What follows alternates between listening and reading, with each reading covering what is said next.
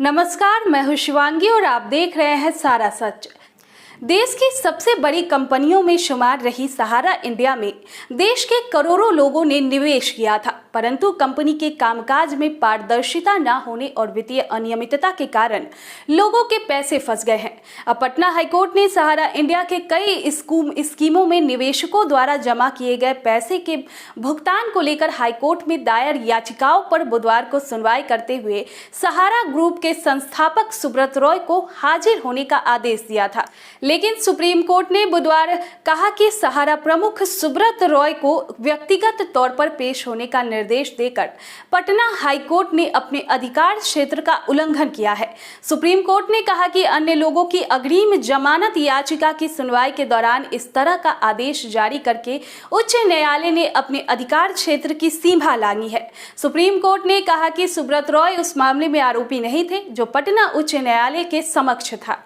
बता दें कि न्यायमूर्ति एएम खानविलकर और न्यायमूर्ति जेबी पारदीवाला की पीठ ने कहा कि यह गलत चलन है जो बढ़ रहा है। जमानत के लिए दायर याचिका में आप उन मामलों की जांच करते हैं जो जमानत पर विचार के लिए अप्रासंगिक है। जमानत के लिए कैसे प्रासंगिक हो सकता है? या तो आप जमानत खारिज करें या मंजूर करें।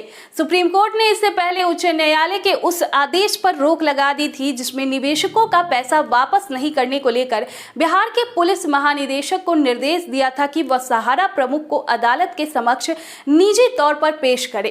पीठ ने आज की सुनवाई के दौरान कहा कि उच्च न्यायालय को अन्य मुकदमों में इस तरह के आदेश पारित करने चाहिए थे, न कि दंड प्रक्रिया संहिता की धारा 438 के तहत अधिकार क्षेत्र का इस्तेमाल करते वक्त। सीआरपीसी की धारा 438 गिरफ्तारी की आशंका से बचने के लिए जमानत के निर्देश से संबंधित है।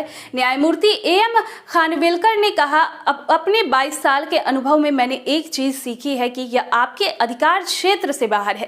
पीठ ने कहा कि हम यह नहीं कह रहे हैं कि उच्च न्यायालय ऐसा नहीं कर सकता या अदालत कर सकता है, लेकिन उच्च प्रारूप और अधिकार क्षेत्र के तहत धारा 438 में नहीं।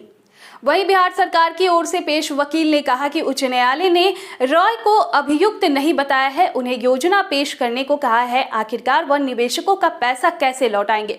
पीठ ने कहा, हम केवल यह कह रहे हैं कि ऐसी धारा 438 के तहत नहीं किया जाना चाहिए था। न्यायालय ने कहा कि याचिकाकर्ताओं ने उच्च न्यायालय ने अग्रिम जमानत का अनुरोध किया था और अदालत को केवल इस मामले पर विचार करना चाहिए था कि क्या जमानत मंजूर करने के लिए कोई प्रथम दृष्टया मामला बनता है या नहीं। सुप्रीम कोर्ट ने कहा, यदि इस तरह का आदेश सत्र अदालत की ओर से दिया जाता है तो उच्च न्यायालय उस सत्र न्यायाधीश को आड़े हाथों लेता और यहां तक कि उसे न्यायिक एकेडमी में जाने की सलाह भी देता। सुप्रीम कोर्ट ने मामले की सुनवाई बृहस्पतिवार के लिए स्थगित कर दी। आज की वीडियो में बस इतना ही। अगली वीडियो में हम आपके लिए सहारा इंडिया से जुड़ी अन्य जानकारी लेकर